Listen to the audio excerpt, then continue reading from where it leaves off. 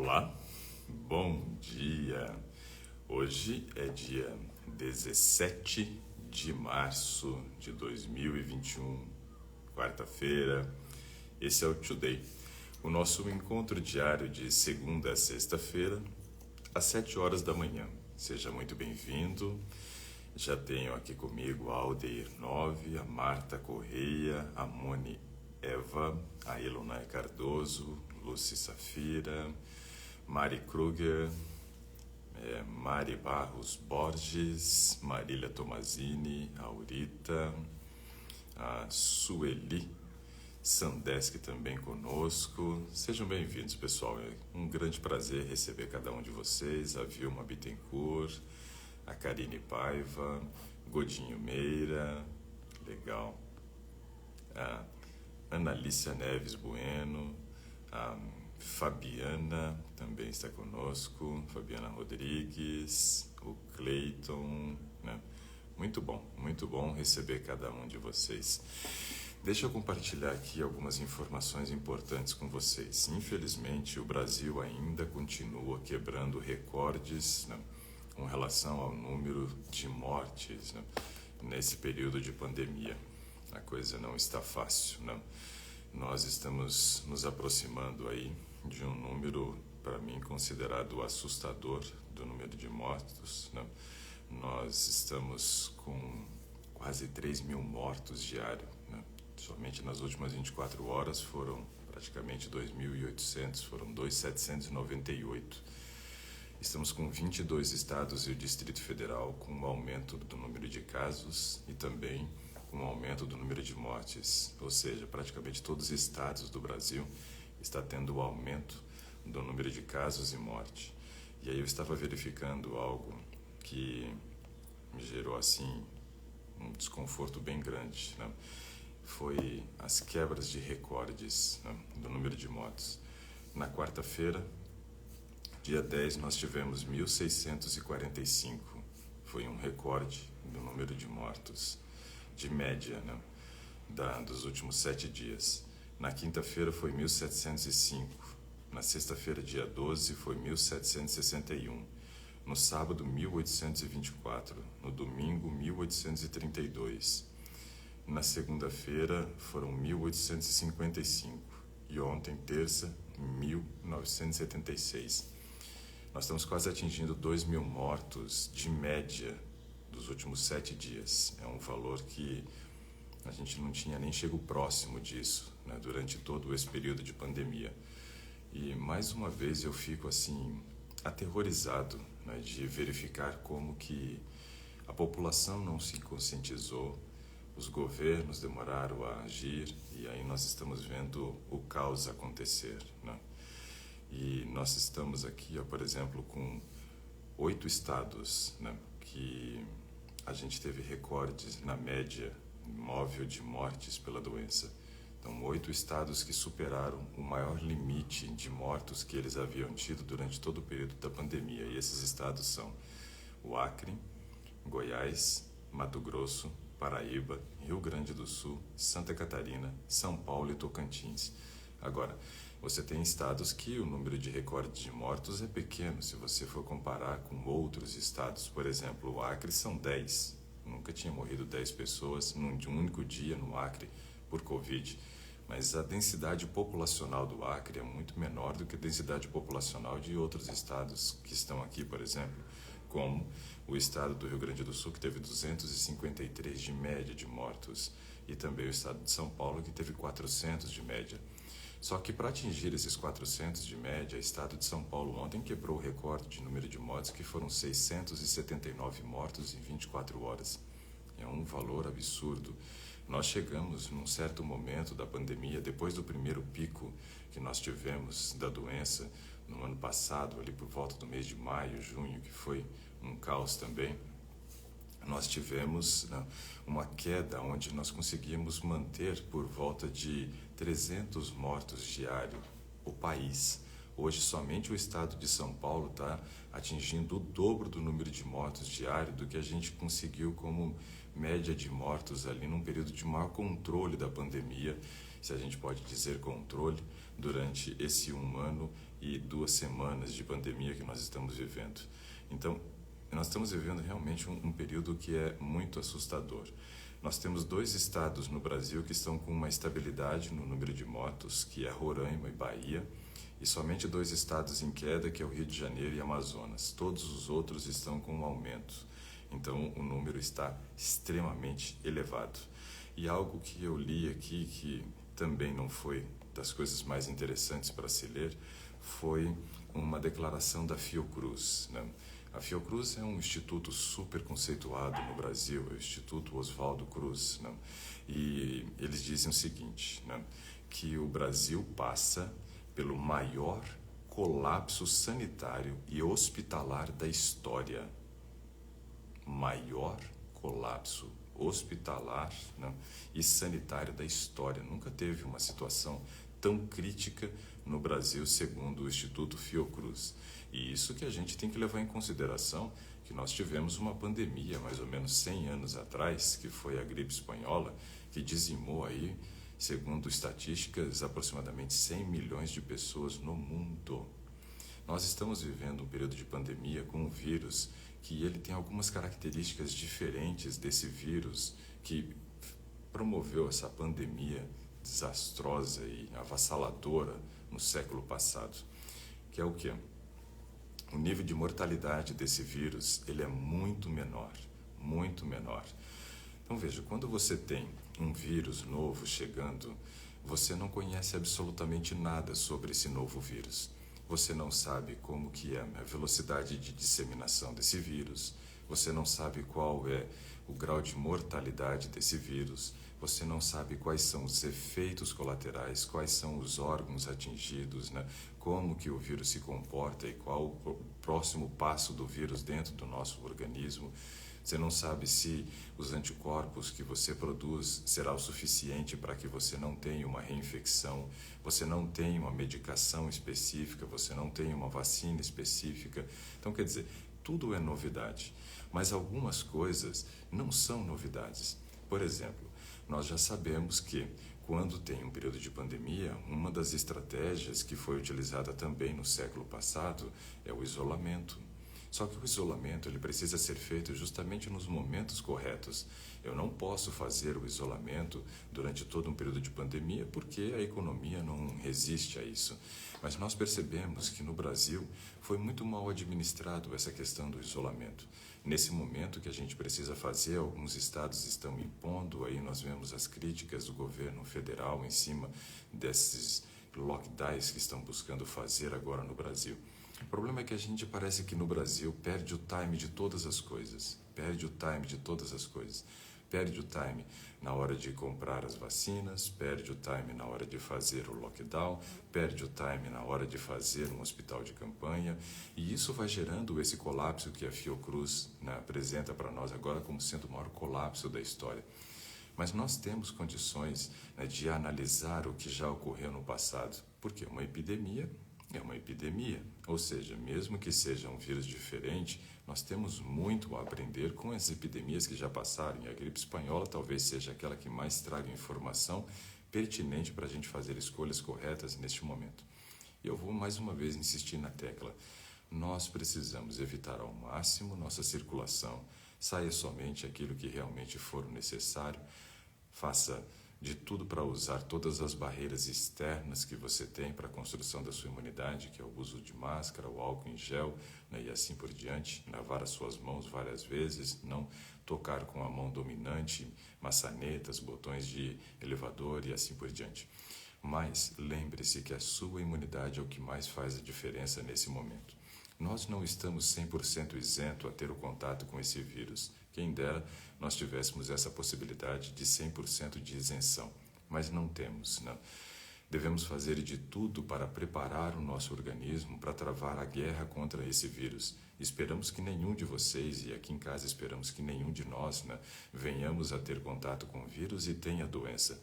Porém, se acontecer, nós precisamos estar preparados. É um momento de guerra, literalmente, onde o nosso organismo precisa estar preparado precisa estar treinado, precisa que o nosso exército esteja apto e justamente já postado na linha de frente para combater essa guerra contra esse vírus. Eu já perdi amigos por conta desse coronavírus, né? Agora estamos com mais um aqui em Brasília, que foi ontem, ou antes de ontem, na verdade, diagnosticado já uma morte cerebral em virtude desse vírus. E isso é triste demais, nós perdemos pessoas próximas, né, de nós por conta desse coronavírus. Então façamos de tudo para ter o devido preparo. Eu não sei o que você ainda precisa fazer para ajustar a sua imunidade, mas eu queria deixar aqui só algumas dicas rápidas antes de conversar com a pessoa que solicitou para que a gente pudesse bater um papo hoje. A primeira dica que eu digo para vocês é o seguinte: cuidado com o que você come nesse período de pandemia. Existem determinados alimentos que prejudicam demais a sua imunidade. E esses alimentos são os seguintes. Em primeiro lugar, o que mais vai detonar com a sua imunidade chama-se açúcar. Açúcar é o maior veneno que existe para a imunidade. Açúcar, cuidado. Nós somos grandes consumidores de açúcar. O Brasil, per capita, é um dos países que mais consome açúcar no mundo. Ou seja, já temos uma tendência a ter uma imunidade baixa por esse alto consumo de açúcar. Outro alimento que também prejudica bastante a nossa imunidade são os alimentos refinados, os farináceos, né? Ou seja, pães, biscoitos, bolachas, né? Macarrão, porque eles também são feitos do trigo refinado. Então, todos esses alimentos, eles tendem a acidificar o nosso organismo. E é no meio ácido que o vírus consegue se desenvolver mais rapidamente. Na verdade, não só o vírus. O meio ácido é propício para o desenvolvimento de toda e qualquer doença. Então, precisamos evitar o consumo dos alimentos refinados. Precisamos promover uma troca de refinado para integral. Isso é fundamental para nós. Algo que nós precisamos ainda considerar com relação à nossa alimentação é o uso de alimentos que contenham estimulantes. Por quê? Os estimulantes aumentam o nível de cortisol sanguíneo. O cortisol é o hormônio do estresse. Até um certo nível, o cortisol é extremamente benéfico e necessário para a nossa vida. Porém, a partir de um determinado limite, esse cortisol acaba prejudicando a nossa imunidade. Ele age diretamente na imunidade, promovendo uma redução da imunidade. Os alimentos contendo os estimulantes, eles aumentam a nossa imunidade. Agora nós vamos cair aqui num dilema que é o seguinte: nesse período de pandemia, as pessoas tiveram uma piora do seu emocional por conta de várias situações, né? E a fragilidade emocional nossa, ela é evidente. Já sofríamos muito com problemas emocionais antes da pandemia. Segundo estatísticas, de cada 10 pessoas, 2 delas sofrem de depressão. De cada 10, 5 sofrem de ansiedade. E de cada 10, 7 têm estresse. Se a gente for avaliar, já vivemos um momento de um caos emocional. Agora, com a chegada da pandemia e a permanência dela por mais de um ano já, trazendo aflição, angústia, medo e outros sintomas, né, emocionais por conta desse momento, nós tivemos um aumento do nível de cortisol. E a associação disso com determinados alimentos que aumentam ainda mais o cortisol, piora o nosso emocional. E como consequência, nós buscamos válvulas de escape, porque o emocional está fragilizado, está faltando serotonina, que é o hormônio da felicidade, e a gente acaba buscando no alimento uma válvula de escape. Procuramos geralmente carboidratos refinados, esses que acidificam o sangue, ou o açúcar, que prejudica a imunidade.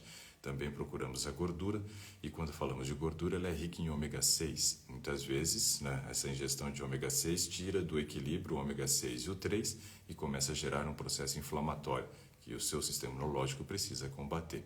Também piora a imunidade. E ainda o próprio estimulante, que ele é buscado pelas pessoas na tentativa de trazer uma sensação de prazer, aquele momento da dopamina.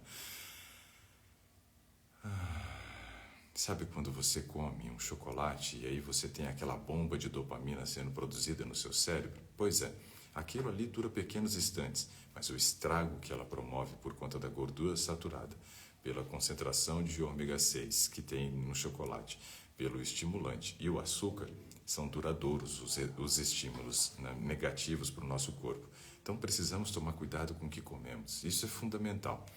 Outro aspecto que eu gostaria de destacar para vocês é que aquilo que você come pode favorecer o ganho de peso. E o aumento de peso prejudica a nossa imunidade. É fundamental que você tenha um controle do peso. Se está acima do peso, pelo menos evite ganhar mais peso e, se possível, reduza, mesmo que seja no período da pandemia. Isso é possível.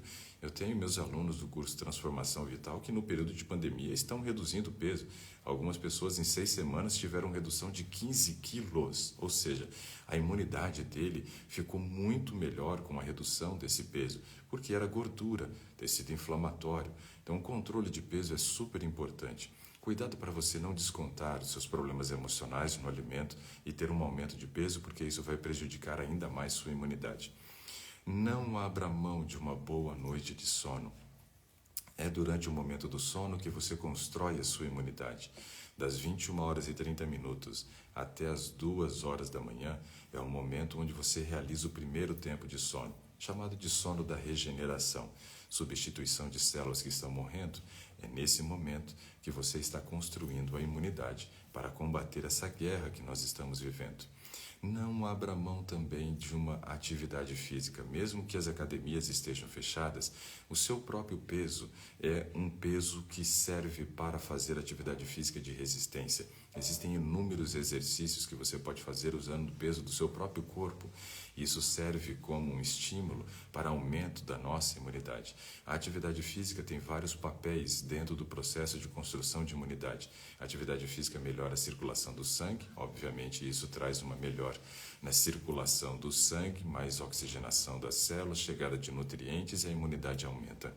Um outro aspecto é que a atividade física ajuda no controle de peso, trazendo benefício para a imunidade. E um terceiro aspecto da atividade física é que ele melhora a comunicação entre as células do sistema de defesa, fazendo com que a resposta imunológica nossa seja mais rápida contra o vírus. Ou seja, se você de repente tiver o contato com o vírus e fizer atividade física diariamente, o tempo que vai levar para que as suas células, os macrófagos e os linfócitos T na IV consigam recrutar todo o restante do exército para combater o vírus é mais rápido. Isso quer dizer que pessoas que fazem atividade física têm uma chance muito menor de chegar num estágio avançado da doença, depender de internamento e muitas vezes de um respirador. Por quê? Essa resposta imunológica faz com que o organismo consiga combater o vírus antes que haja uma disseminação em massa do vírus dentro das nossas células. Então é fundamental fazer atividade física. Não esqueça de suplementar. Nós precisamos de suplementos no período da pandemia. E quais seriam os principais suplementos? Obviamente que fazer um exame bioquímico é fundamental para você saber exatamente as doses que você poderia usar de determinadas vitaminas e minerais que auxiliam nesse momento. Mas eu gostaria de indicar alguns que, mesmo não fazendo o exame, você pode fazer o uso nessa dosagem que é segura. E depois, um outro que você deveria fazer o exame para fazer realmente um ataque com uma dose segura para melhora. O que você pode usar sem a necessidade de exame são os seguintes. NAC, N-A-C. O que é o NAC? O NAC é um aminoácido chamado de N-acetilcisteína. Você pode comprar o NAC de 500 miligramas e começar a fazer o uso porque ele já tem comprovação científica que aumenta a nossa imunidade. Então vale muito a pena fazer o uso do NAC nesse período para aumento de imunidade. Principalmente as pessoas que caíram nessas condições inadequadas que eu falei. A de sedentarismo, de dormir tarde, que estão acima do peso. Todas essas, então, devem fazer o uso do NAC nesse momento. Outra coisa que você pode utilizar, que não tem problema se você esteja com um nível normal na corrente sanguínea, mas que melhora a circulação do sangue, é o uso do zinco. O zinco pode ser de 15 ou de 20 miligramas. Nessa dosagem ele é seguro e você pode usar nesse período agora de pandemia para melhora da circulação do sangue. Vale muito a pena porque é através do sangue que nós levamos oxigênio, levamos nutrientes e levamos água para que o nosso organismo funcione da maneira correta. Inclusive, esses nutrientes vão ser importantes para a produção de novas células do sistema de defesa. Você pode usar de 15 a 20 miligramas de zinco, então, de forma segura. Um outro suplemento que vale muito a pena você utilizar nesse período de pandemia são os que vão combater os processos de oxidação do organismo, que vão combater os radicais livres, tanto a vitamina C quanto a vitamina E. A vitamina C deve ser utilizada na dose máxima de 500 miligramas. Lembrando que a partir de 500 miligramas você não tem aproveitamento da vitamina C e sobrecarrega a função renal. Então vale muito a pena se restringir ao consumo máximo de 500 miligramas de vitamina C ao dia. E a vitamina E na dose de 1000 miligramas. A vitamina E é um potente antioxidante, assim como a vitamina C. Vale muito a pena também para pessoas que têm imunidade baixa, para combater radicais livres e ajudar na melhora da imunidade nesse momento. Um outro suplemento que você também poderia utilizar, mas o ideal seria que fizesse um exame para saber em que nível está na corrente sanguínea essa vitamina, para que você fizesse uma dose de ataque caso ela esteja baixa, porque normalmente está baixa, é vitamina D. Só que o ideal é você fazer o exame, para que a gente possa fazer uma prescrição correta da vitamina D e ter a possibilidade de realmente corrigir se ela estiver baixa da maneira mais rápida possível. Por quê? Não adianta ficar usando dosezinhas baixas de vitamina D, como as pessoas fazem, às vezes, prescrição de 1000 UI, 2000 UI. Isso são doses para manutenção. Se tiver ruim, vai manter ruim. Eu preciso trabalhar com doses altas, mas o ideal é ter o exame. Se você fizer o exame e o resultado ficar entre 20 e 30, né, no resultado ali da vitamina D, você deve usar uma dose de 7000 UI diariamente de vitamina D, ou um comprimido de 50.000 UI por semana. Se o seu resultado de exame ficar entre 10 e 20, o ideal são 15.000 UI diariamente ou 2 cápsulas de 50.000 durante a semana. Agora, se o seu nível de vitamina D ficar abaixo de 10, é uma situação onde está muito baixa e a sua imunidade está altamente comprometida. Aí você precisa fazer a correção com o uso de injeção. Pode ser a injeção de 50.000 UI ou uma injeção de 100.000 UI. Faça a injeção e comece a tomar o suplemento também para que você aumente essa dose e mantenha ela elevada. A vitamina D, segundo pesquisas que foram realizadas no período da pandemia, mostrou que você tendo ela normal, você tem 4 vezes menos chance de desenvolver a doença, mesmo que tenha o contato com o vírus. Ou seja, super importante para nós neste momento. E ainda recomendaria mais um suplemento. Esse suplemento é o ômega 3. O ômega 3 ele é uma gordura encontrada no peixe, mas encontrado também na linhaça. E o ômega 3 tem um papel importante no nosso organismo. Ele é um potente anti-inflamatório. Se ele é um anti-inflamatório, ele vai diminuir os processos de inflamação do organismo e fazer com que o nosso sistema de defesa esteja livre para atacar a entrada de vírus, bactérias, fungos ou qualquer tipo de invasor no organismo, porque os processos inflamatórios gerados pelo aumento de peso tiram o foco do sistema imunológico de combater os vírus, bactérias e invasores, sejam eles quais forem, para combater a gordura. E como saiu recentemente no Brasil, no final do ano passado, dados mostrando que 60% da população estão acima do peso, eu entendo que 60% está com seu sistema imunológico fragilizado e que esses 60% valeria a pena fazer o uso então do ômega 3 na dose de 1000 miligramas para evitar processos inflamatórios, deixando o sistema imunológico livre para realizar o seu trabalho. Esses seriam os principais suplementos, essas seriam as principais medidas que você poderia implementar neste momento, visando o aumento da sua imunidade. Bom, esse é o conteúdo que eu havia separado para fazer a introdução aqui do nosso Today. Nós temos ainda um tempo aqui considerável, 35 minutos, e a Sueli Sandeski pediu para participar. Então, Sueli, vou estar convidando você agora. Me perdoa também pelo tempo ter ficado um pouco mais reduzido, mas é que essa situação tem me gerado uma preocupação muito grande e eu precisava trabalhar um pouquinho dessa questão da imunidade. A gente sempre tem pessoas novas chegando, nem todas elas ouviram, nós trazemos esses conselhos aqui a respeito de como melhorar a imunidade. Então, peço perdão, mas vamos tentar fazer o contato contigo agora. Tentando contato com Sueli. Ricardo chamando Sueli. Cadê você, Sueli? Nada de contato com a Sueli. Ah, apareceu! Olá, bom Olá, dia. Tudo bem, Sueli? bom dia. Tudo bem, e o doutor? Graças a Deus. Nosso tempo ficou um pouquinho reduzido, Sueli, mas eu precisava passar esses conselhos, né? Nós temos muitas pessoas que chegam novas e de repente nunca ouviram a gente falar a respeito desse assunto, e eu precisava trazer um pouco de informação sobre imunidade, porque o caos está instalado, mas precisamos fazer nossa parte, né? Mas em que eu posso lhe ajudar hoje? Então, eu tenho alguns resultados de exames. Sempre vejo que você tem uma lista ali. Eu peguei aquela lista, é, fizeram a prescrição, eu fui no laboratório e estou com os resultados em mãos. Eu falei, vou apresentar para o doutor. Legal, vamos conversar sobre esses resultados então. O que você tem aí? Eu tenho o hemograma completo, Ok, vamos lá. a série vermelha das hemácias, 4,41, Ok, hemoglobina 13,60, muito bom. hematócrito 40,40, Bom também. VCM 91,61, Tranquilo, excelente. HCM 30,80, Ok, RDW 13,10, muito bom. CHCM 33,66.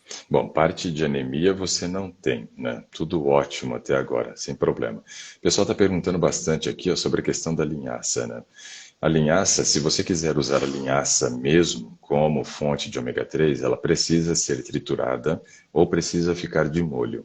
E se for fazer o uso da linhaça em cápsula, o ideal é que você faça o uso de um ômega 3 encapsulado na dose de 1.000 miligramas diário, né, de ômega 3 vindo da linhaça também.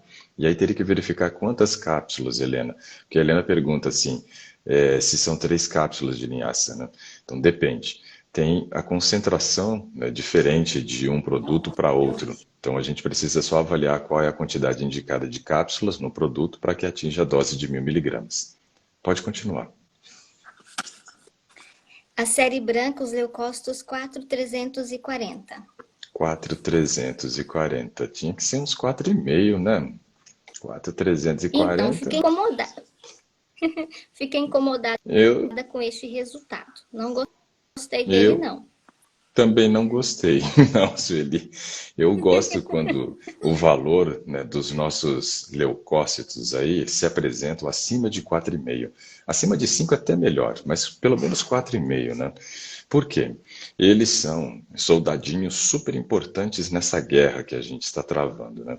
Então, vale a pena muitos desses suplementos que eu acabei citando, o uso para a gente tentar dar um up, né, nesse número de leucócitos. Eu acredito que o NAC desses que eu citei é bem interessante, né? Ele ajuda bastante o nosso organismo a produzir mais células de sistema de defesa. Então eu faria o uso dele. Os outros também são bem importantes, mas o NAC seria aquele que de repente traria uma efetividade melhor no aumento aí desse número de leucócitos, né? Eu gosto dele mais elevado, né?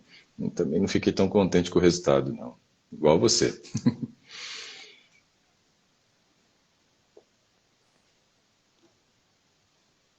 Pode continuar.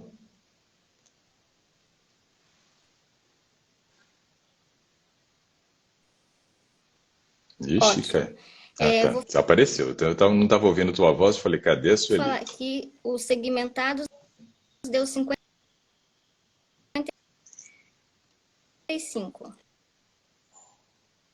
Ok.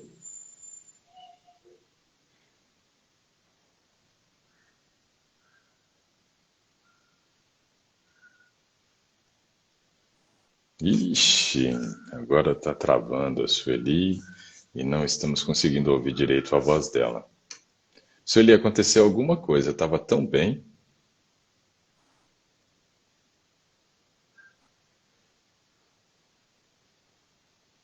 O NAC, pessoal, é encontrado em farmácias comuns, né? Farmácias de produtos alopáticos, né, que nós chamamos. E qualquer farmácia você deve encontrar o NAC. Vocês estão ouvindo pelo menos o meu áudio, porque o da Sueli sumiu. Segmentados 55.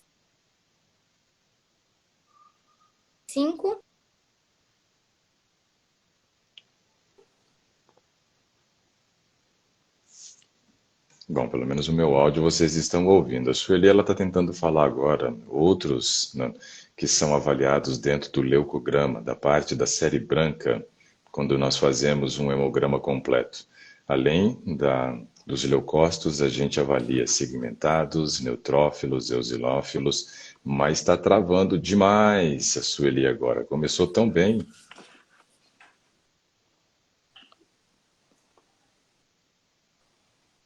Sueli, está travando. Está travando, doutor. Tá, o que eu vou fazer, Sueli, é o seguinte, eu vou remover você aqui da conversa, melhor você se remover, né? Você sair, voltar e eu te Os chamo de linfócitos novo para a gente poder participar. deu 33. O que que nós vamos fazer aqui? Deixa eu ver se voltou, Sueli, tenta mais uma vez.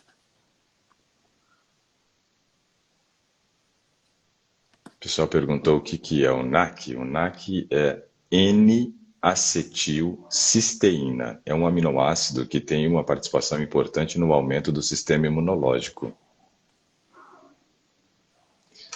Ai, como é que a gente faz agora, hein? Tá travando aqui, não consigo falar com a Sueli.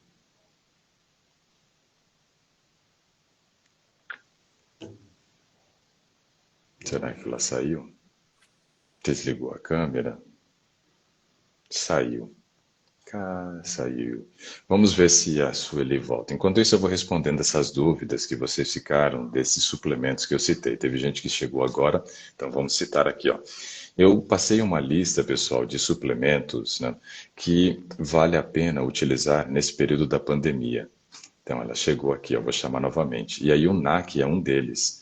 É o N-acetilcisteína, encontrado em farmácias comuns, mas você pode comprar pela internet. O pessoal está mandando para todo quanto é lugar do Brasil também, as empresas, né? Bom, chamei a Sueli de novo, ainda não deu. Nossa, eu fico tão triste quando acontece isso. Sueli, cadê você?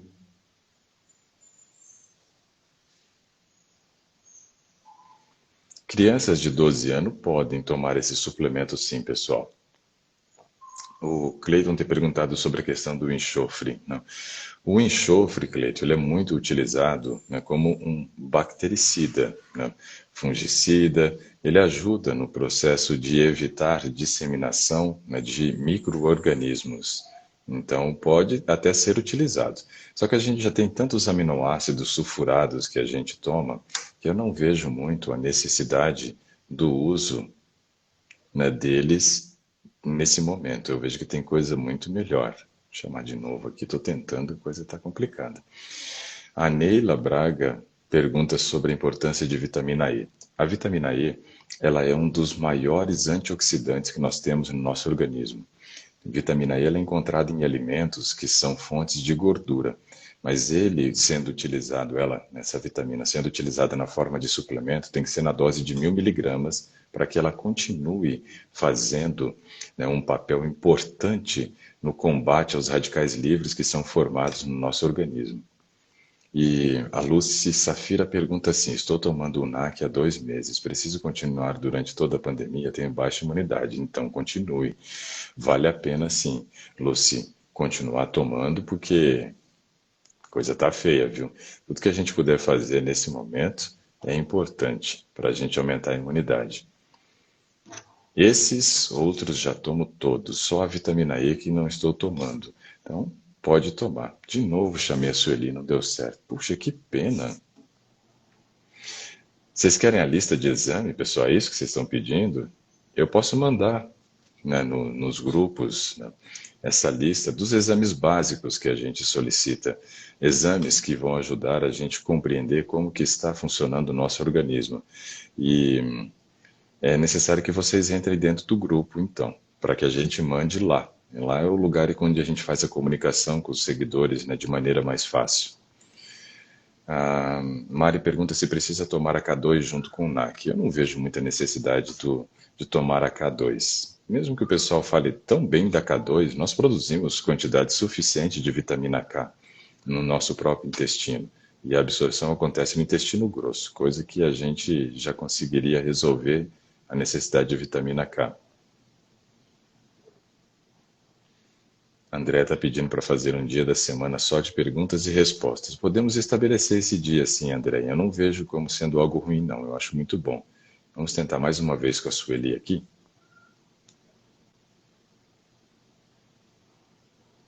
Ah, olha que pergunta interessante. Pode ser os polivitamínicos de A a Z? Não. Esses polivitamínicos, eles não têm uma concentração suficiente para fazer correção se você estiver com deficiência. Então, não vale a pena esses suplementos de A a Z. Melhor opção é fazer o uso dos suplementos específicos na dosagem certa. Sueli, voltamos. Vamos ver se dessa vez a gente continua aqui, se dá certo.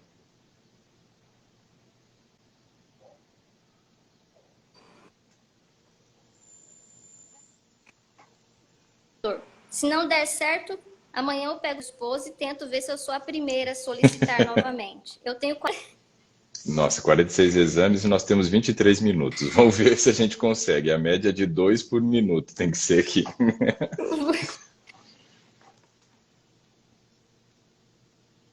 Tá.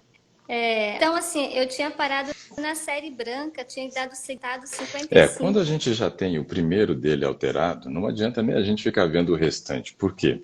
O primeiro estando alterado, a coisa já não está boa. Então, vale a pena a gente fazer um investimento para melhorar essa questão do sistema imunológico, né? Vamos seguir em frente. Vai para plaquetas para mim, por gentileza, que deve estar nessa mesma página.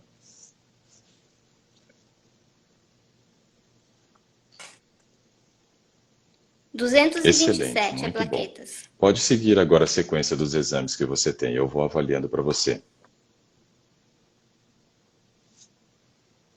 Insulina, OMA.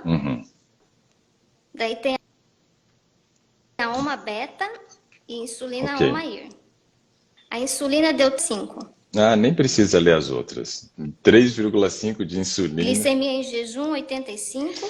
Se a sua insulina deu 3,5, excelente, já ganhou, parabéns, né? Pode seguir para o próximo exame, não preciso da OMA beta, não, porque com 3 de insulina você não tem resistência insulínica. Ok. Ácido metilmalônico deu 0. Tá, mas aí eu quero saber como é que vai estar a sua B12 também, porque o ácido metilmalônico é uma medida que nós fazemos para poder avaliar a capacidade de absorção de vitamina B12. Quando chegar na B12, aí a gente começa de novo associando com ácido metilmalônico. Só ele não me traz muita informação. A B12 deu 300. Ok, a B12 deu 303. É um valor normal de vitamina B12, mas já cabe uma suplementação com 5.000 microgramas diariamente por um período de 30 dias. Por quê? Você está com a B12 normal, só que eu quero criar uma margem de segurança, né, entre o valor mínimo e o valor da sua B12. Essa margem de segurança para mim é um valor mínimo de 400. Como a sua já está aí meio próximo dos 400, durante um mês vale a pena comprar aquele comprimidinho chamado Citoneurin 5.000. Por que a gente fala tanto do Citoneurin? Porque de todas as vitaminas B12 que você vai encontrar para comprar, essa é a mais barata também. Eu não quero onerar o final do mês de vocês com relação a um custo maior com o uso de suplementos, mas o Citoneurin é o mais em conta e ele cumpre o papel.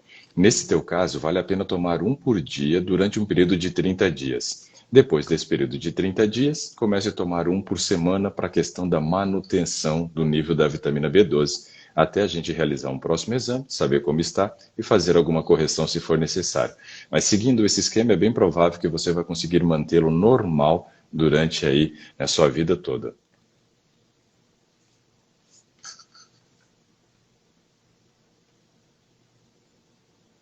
Pode ir para o próximo, Sueli. Será que travou de novo?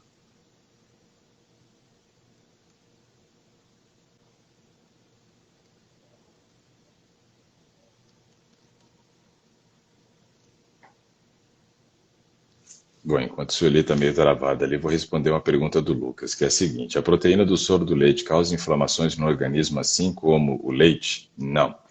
A proteína do soro do leite é o whey protein, e tem até pesquisas que mostram que essa proteína tem um papel importante também na construção de imunidade.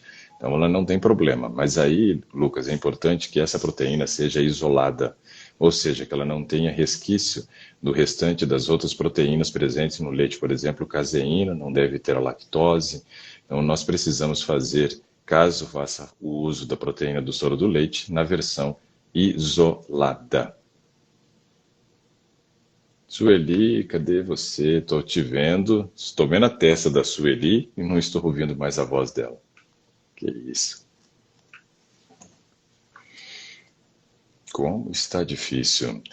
A Monieva pergunta assim: qual suplemento que tomo depois de usar antibiótico? Precisa fazer a reposição de lactobacilos. A Sueli caiu novamente.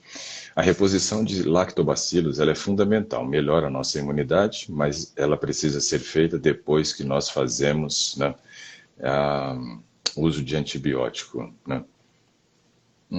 A Liher diz assim: estou tomando a sua fórmula para o cabelo. Tomo outra fórmula de zinco, selênio, magnésio, cobre e magnésio de novo, né? Tá escrito.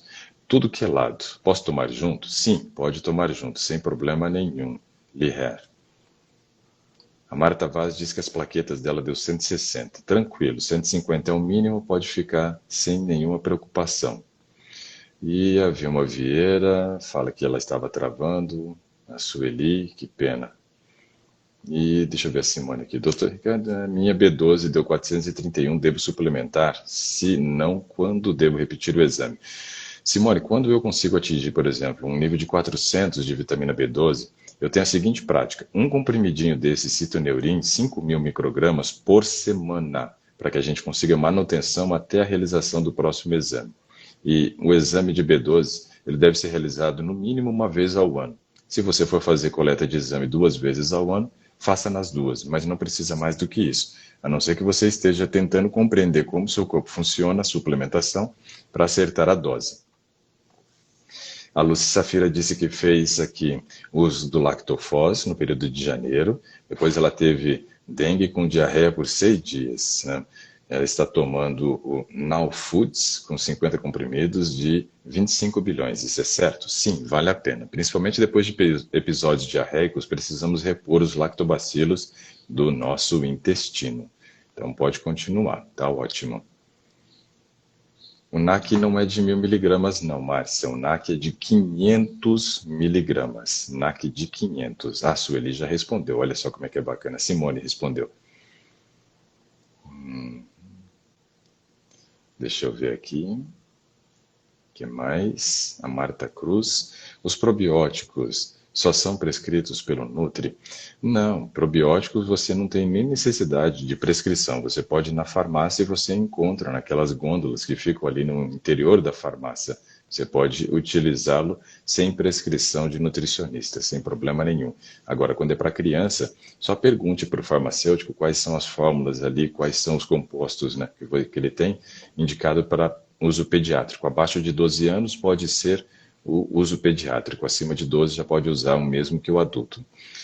E a ID Pedroso diz assim: doutor, me passa por favor alguma coisa para eu ganhar peso, 44 quilos, perdi por causa do Covid. Falar em perder peso, eu vi ontem a história de um fisiculturista que teve Covid e ficou internado, e no período de internamento dele, tratando a doença, ele perdeu 30 quilos. É assustadora a diferença da pessoa no antes e depois do internamento.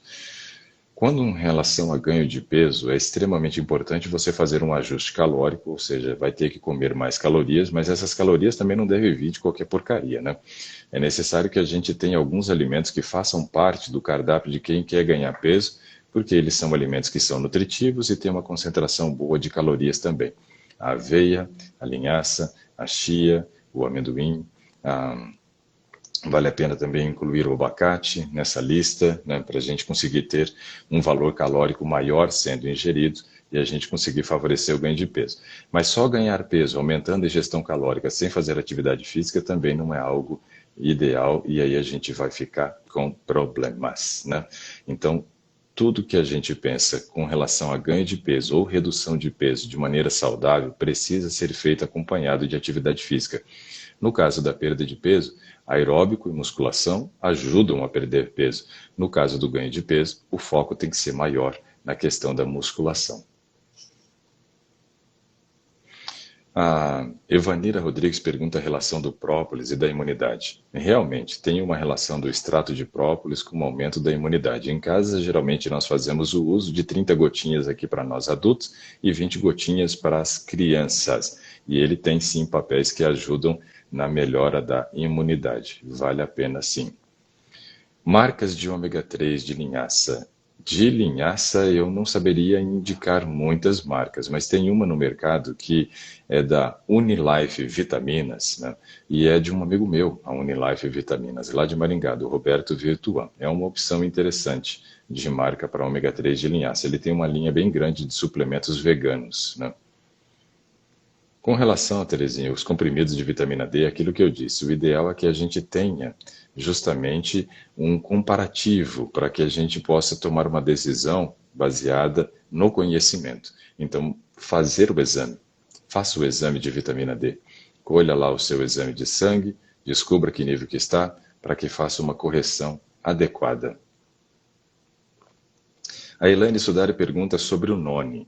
Então, o noni ele foi muito falado e utilizado por pessoas a respeito do tratamento de câncer, né?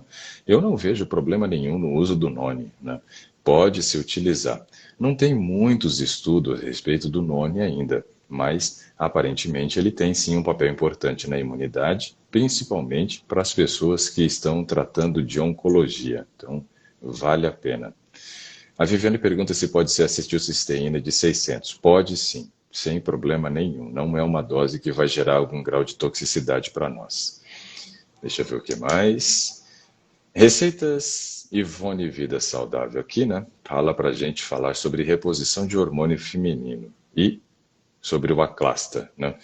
O Aclasta, ele é um ácido que a gente prescreve para fazer tratamento de osteoporose. Mulheres que estão com osteoporose podem fazer o uso do Aclasta e ser muito beneficiada. O Aclasta é uma injeção que as mulheres tomam uma vez ao ano na tentativa de aumentar a reposição de massa óssea que está sendo perdida por conta geralmente do avanço da idade e chegada do período da menopausa.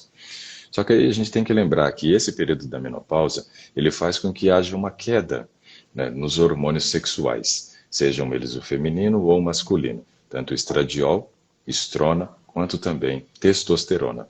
A queda desses hormônios sexuais aumenta em muito o risco da redução de massa óssea nas mulheres. Por isso é super importante que uma mulher que esteja passando pelo período do climatério, se não faz, comece a fazer musculação. A musculação é o melhor exercício para a manutenção da massa óssea.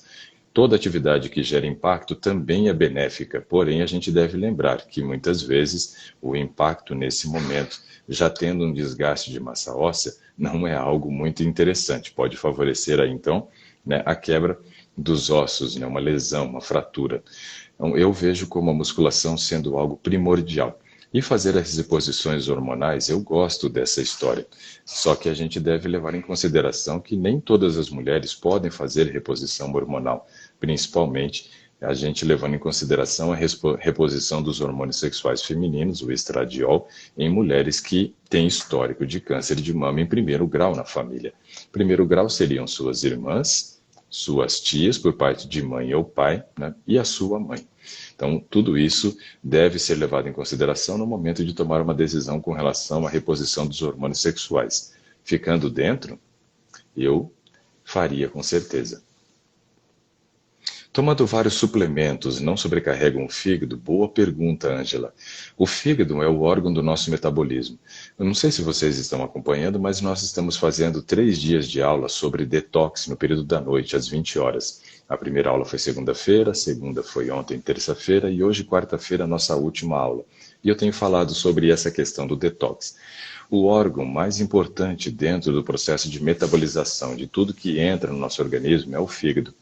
60% da nossa capacidade de detoxificação é de responsabilidade do fígado. Porém, a gente deve entender que suplementos utilizados nessas doses, eles não estão numa dose que traria toxicidade. São doses que é muito bem administrada pelo nosso organismo, porque isso daí é suplemento. muito. O que sobrecarrega mesmo o nosso organismo não são suplementos, são medicações, né? São agrotóxicos, são os pesticidas em geral utilizados, são os hormônios que estão presentes nos produtos de origem animal, são todos os outros tóxicos que entram através do nosso nariz pelo processo de respiração, os radicais livres que são produzidos pelo nosso organismo. Esses sim vão gerar processo de sobrecarga de trabalho do fígado.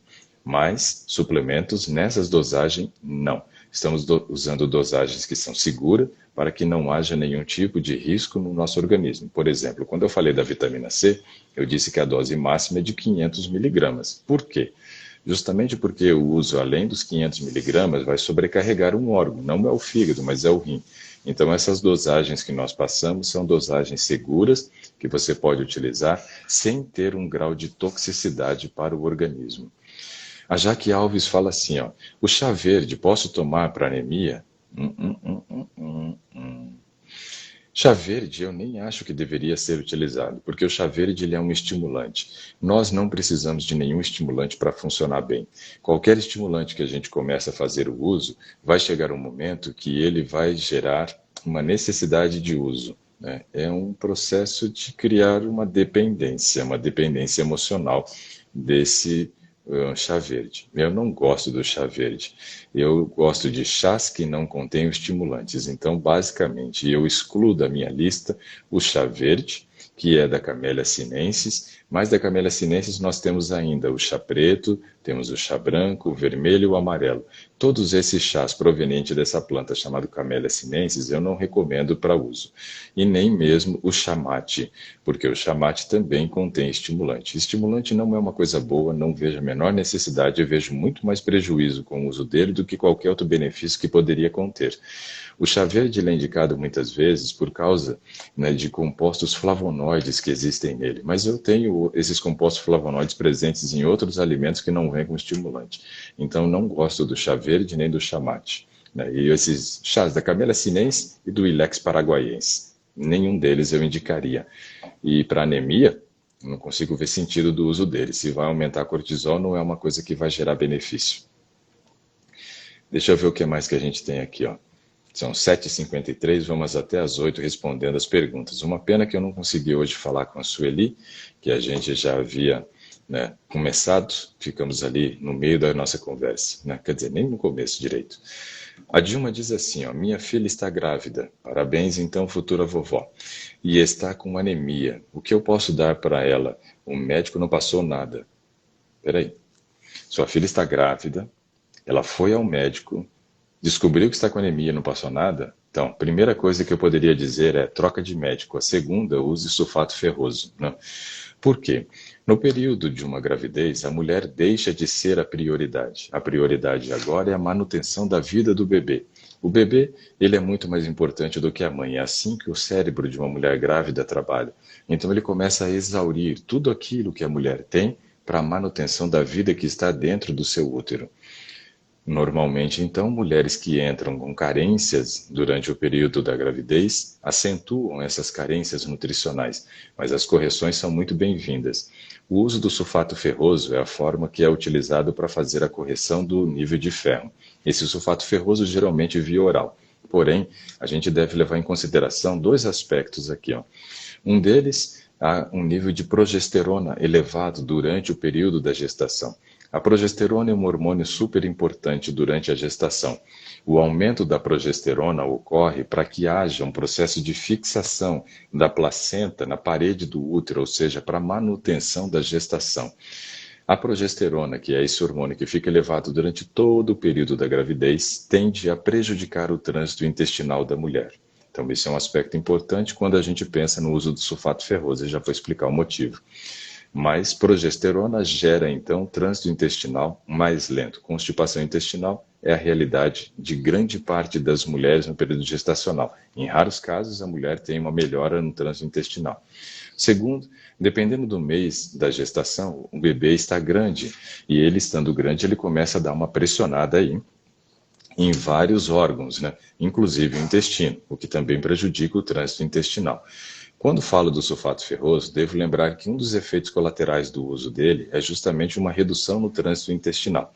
Então seria ótimo se de repente essa suplementação de sulfato ferroso pudesse ser feito através de uma via injetável, porque você vai jogar direto para a corrente sanguínea sem a necessidade de ser absorvido pelo intestino, não prejudicando o trânsito intestinal. Mas a correção é muito bem-vinda. Vou deixar essa mãe anêmica até o fim da gestação.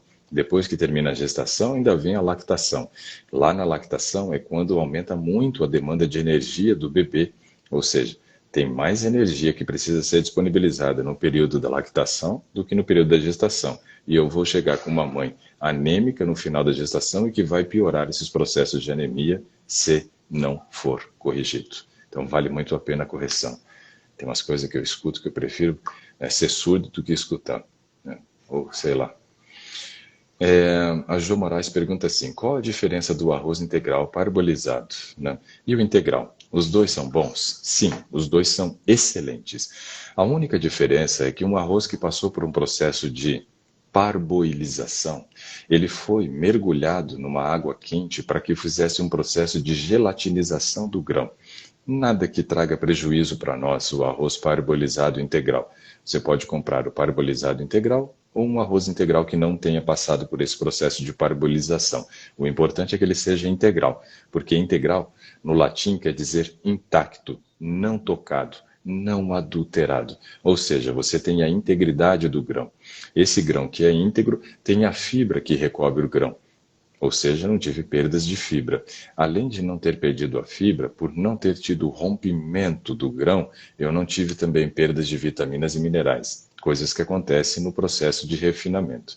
Quando o alimento é refinado, o arroz fica branco, você perde 90% das vitaminas do complexo B, juntamente com vitamina A e E. Então, olha só, 90%. E por volta de 80% dos minerais são perdidos no processo de trazer o arroz integral para a condição de arroz branco, que é o refinamento dele. Então, pode ser o arroz integral em qualquer uma das duas versões, porque ele mantém aí os nutrientes dentro do grão.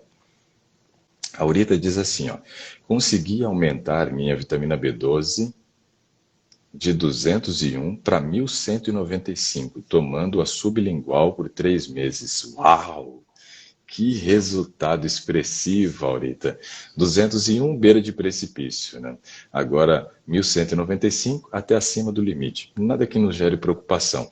Mas agora você pode suspender o uso, Aurita, por um período pelo menos de 6 meses. E aí você repete novamente o exame. Se der normal, se estiver ainda bem acima dos 400, podemos ficar mais 6 meses sem fazer a suplementação da B12 e realizar novamente o exame. Mas que resultado fantástico, né? Como funciona a suplementação bem feita? Uma via de absorção que é garantida é a sublingual, e sair de 201 para 1195, resultado fantástico. Como me alegra essas notícias de vocês, viu? Muito legal, bacana, muito bom. Eu estou usando sublingual também. A Nanda pede para eu dar uma olhada aqui na bula da Sunny D7000. Então vamos procurar aqui. Sunny D7000, vamos olhar e vamos ver o que nós temos lá. Sunny D7000. Está aqui. Cadê a bula dela? Está aqui também. Vamos ver aqui, ó. Sunny D, para que é indicado e para que serve, né? Sunny D, é o colicalciferol, é o nome da vitamina D. Pode ser chamado de colicalciferol, calcitriol, né? Ou calciferol somente. É um medicamento à base de vitamina D3, colicalciferol, indicado para pacientes que apresentam insuficiência de deficiência de vitamina D. Pode ser utilizado na prevenção, tratamento, auxilia na desmineralização óssea, do raquitismo, osteomalácia e prevenção no risco de quedas e fraturas, ok? Bom, é vitamina D3, não preciso ler mais muita coisa. O Sunny D é bom, né? Porque essa dosagem de 7.000 fica muito dentro dessa dose que eu falo, que a gente deve utilizar diariamente quando o nosso nível está entre 20 e 30, né? Menor do que 30 e de 20 para cima. 7.000 I diariamente, junto com uma refeição que contenha gordura. Como ela é vitamina D3, a taxa absortiva é alta, pode utilizar sem problema nenhum, né? A dosagem diária do NAC é de 500 miligramas. 500 miligramas. Ó, a Josenilda já está com a vitamina D dela em 19,7. Tomar quanto de vitamina D? 14 mil I diário, ou seja, 2 comprimidos, por exemplo, desse Sunny D aqui, ou então 2 comprimidos de 50 mil I por semana. Se for tomar 2 comprimidos, pessoal, o ideal é que você tome em dias alternados. Por exemplo, você pode tomar um dia 50 mil I no domingo e depois as outras 50 mil I na quarta-feira. Lembrando que precisa ser junto com uma refeição que contenha gordura.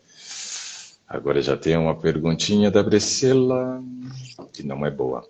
A Priscila diz assim, doutor, minha insulina está em 31,57. Veja só, Priscila, se você fizer um exame de insulina, vai vir ali o valor dito que é normal, que vai até 25.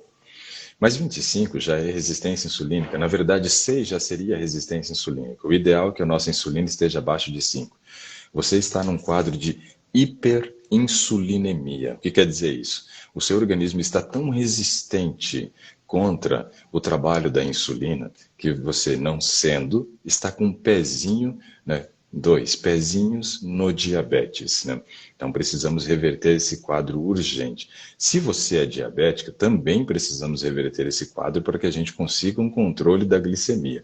Hoje, provavelmente, seu resultado de hemoglobina glicada daria alto, sua glicose sanguínea também daria alto. Quais são as coisas que mais geram resistência insulínica? Aumento de peso, então é necessário ter redução de peso se está acima do peso. A não prática de atividade física aumenta a resistência insulínica, ou seja, tem que me tornar uma pessoa ativa, fazer exercício, tem que cuidar do horário de sono, porque a insônia também aumenta a resistência insulínica e melhorar também a minha gestão emocional, porque o aumento do cortisol também gera resistência insulínica. Então, esses são os fatores mais importantes que precisam ser observados quando o nível de insulina está elevado. Beleza? Deixa eu ver o que mais aqui. É isso aí. Tem mais uma pergunta aqui, que é a da Marta, e aí já são 8 horas e 3 minutos, e aí nós vamos encerrar. Deixa eu verificar o que a Marta diz aqui, ó. Eu tive Covid, fiz exames, pois depois do Covid, e deu tudo alterado. A B12, meu Deus, a B12 caiu para 24. E estava em 39. As plaquetas foi para 260. Plaqueta até que não é problema, Marta, mas essa vitamina D aí tá horrorosa, hein? Marta, nesse nível de vitamina D que você se encontra, a única forma da gente fazer uma correção rápida para conseguir trazer você de novo para uma condição de vitamina D normal, que é super importante, vitamina D, falta dela gera inúmeros problemas para nós, é fazer o uso da Citoneurin 5000 injetável, agora é injeção. Então você precisa de 6 injeções, um mínimo de 6 injeções. E ainda diria que depois de você tomar a sua última injeção, que vai dar 1 mês e meio de tratamento, você vai precisar repetir o exame com 1 mês depois. Então veja, você vai tomar uma injeção por semana de Citoneurin 5000, revezando o lado das nádegas. Depois que você terminar de fazer o uso dessas 6 injeções, conte 1 mês e repita o exame. Aí veja em que nível que está a sua vitamina B12. Dependendo do nível, a gente faz uma suplementação oral para manutenção ou até mesmo para subir um pouquinho mais. Mas você precisa urgente começar a tomar a injeção de Citoneurin 5000 microgramas. Seu nível de B12 está horroroso e você se expõe a inúmeros problemas, desde problemas neurológicos, que é o principal, né, correlacionado à deficiência de vitamina B12, como também o surgimento de uma anemia profunda. Então é necessário fazer essa correção rapidamente. Puxa, como que essa doencinha é desgraçada, né? Quando não mata, ela deixa a gente só o bagaço, né? Coisa terrível, né? Bom, é isso aí. Pessoal, só lembrando vocês que hoje nós temos ainda mais um encontro dessa semana que nós estamos fazendo com o propósito de falar sobre detox. Nós estamos lançando também o nosso novo programa, que é o Gastronomia Vital Detox. Não sei quantos de vocês fazem parte aí da família do Gastronomia, mas nós já temos o Gastronomia Vital 1.0, Eu acho que ele deve ter umas 26 receitas saudáveis, receitas para de jejum, almoço, jantar e sobremesas. Depois lançamos o Gastronomia Vital 2.0, onde também tem receitas de jejum, almoço, jantar e mais sobremesas. Aí lançamos um especial de Natal, com várias receitas que não são utilizadas somente na época natalina, mas que servem para o nosso dia a dia. No Gastronomia Vital 1.0 tem uma parte teórica muito importante também, onde nós falamos a respeito do que é carboidrato, proteína, gordura, como organizar uma refeição equilibrada. Se você é aluno de um desses Gastronomia, você já teve a oportunidade de comprar o Gastronomia Vital de Natal pelo plano de fidelidade que eu criei. Agora, se você ainda não é aluno de um dos Gastronomias, está no momento de você fazer parte dessa nossa família Gastronomia Vital. Já é um produto que tem ajudado milhares de pessoas, né, que tem trazido a oportunidade de melhorar o padrão da alimentação, e sabemos que o peixe morre pela boca, mas o ser humano também morre pela boca. Então fica o meu convite para você assistir a nossa última aula do Gastronomia da Semana Semana Detox Vital. Mas se você perdeu as 2 primeiras aulas, existe um link que está aí no meu Instagram, que você pode clicar, se cadastrar e vai ter acesso a uma página onde tem todas as 3 aulas, as 2 que já ocorreram, que vão ficar disponíveis somente até sexta-feira, e mais a aula que nós vamos ter hoje à noite. Hoje à noite eu vou falar sobre quais alimentos não devem faltar num processo de detoxificação, e não só num processo de detox, mas são alimentos que vale a pena nós consumirmos eles diariamente, porque são ricos em compostos bioativos. E aí fica o convite para você fazer parte, então, da família Gastronomia Vital Detox. Lembrando que quem clicar nesse link, fizer a inscrição e ser redirecionado para dentro do grupo, já está lá uma promoção especial para quem está dentro dos grupos VIPs, tá bom? Então não perca a oportunidade, venha fazer parte da família Gastronomia Vital e eu espero que você tenha um ótimo dia e nos vemos à noite. Um abraço, até mais. Tchau, tchau, pessoal.